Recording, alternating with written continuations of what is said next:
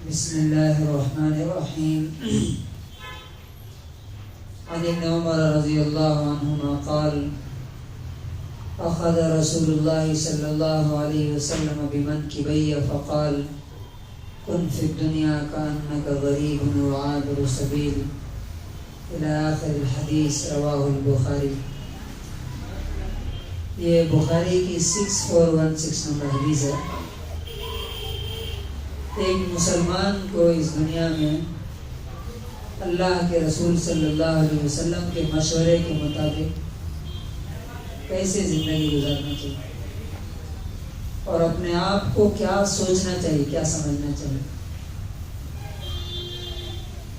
حضرت عبداللہ ابن عمر رضی اللہ تعالیٰ عنہ کہتے ہیں کہ نبی صلی اللہ علیہ وسلم نے میرے دونوں کندھے پکڑے،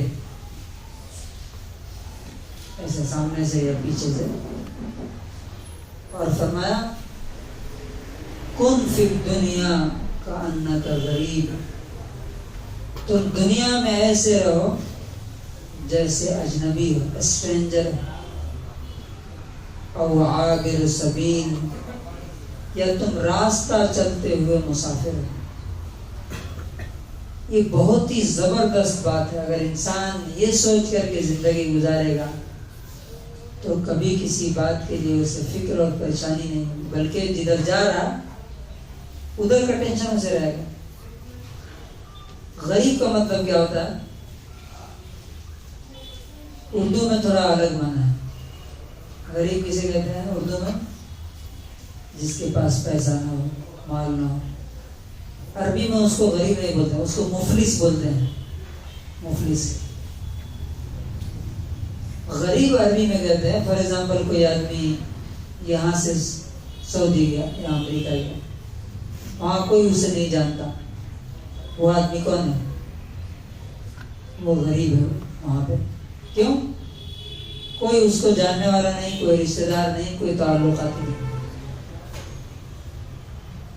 اب ہمیں اللہ کے رسول فرماتے ہیں کہ تم دنیا میں اس طرح رہو کہ جیسے یہاں تمہیں کوئی جانتا نہیں، تمہیں دوسری جگہ آئے ہو، تمہارا گھر یہ نہیں ہے.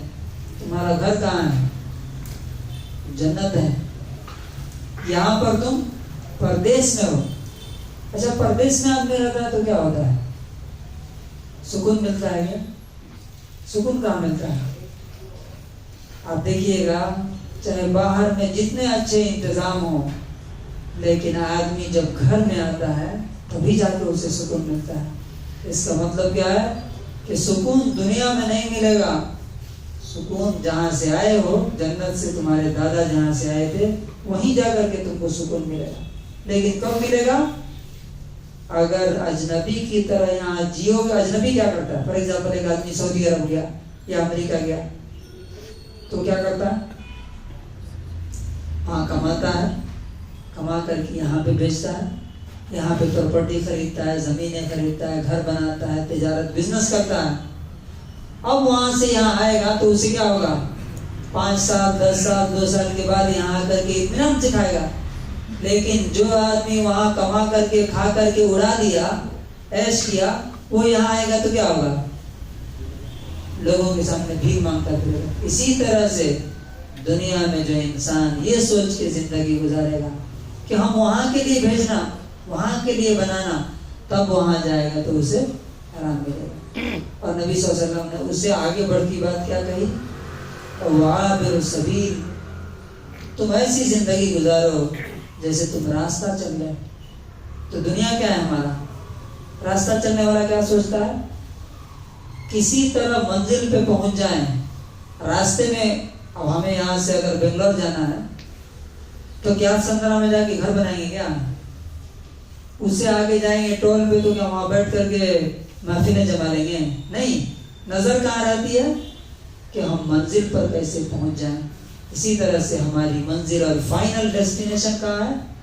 جنت ہے. اگر وہاں تک نہیں پہنچے تو پھر جہنم میں گرنا پڑے گا. اب یہ حدیث سننے کے بعد حضرت عبداللہ ابن عمر رضی اللہ عنہ کیا کرتے تھے معلوم؟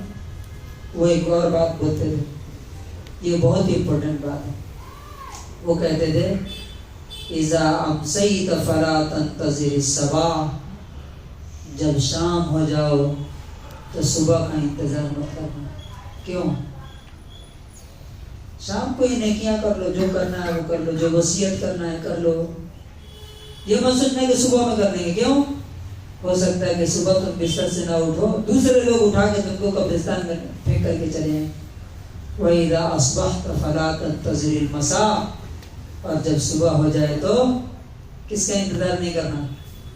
شام کا انتظار نہیں کرنا کہ شام میں یہ کام کر لیں گے، یہ نیک کام کر لیں گے. نہیں، صبح میں ہی کر لو.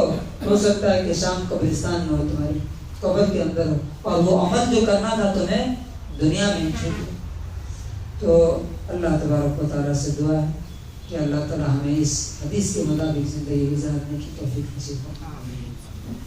سبحان اللہ.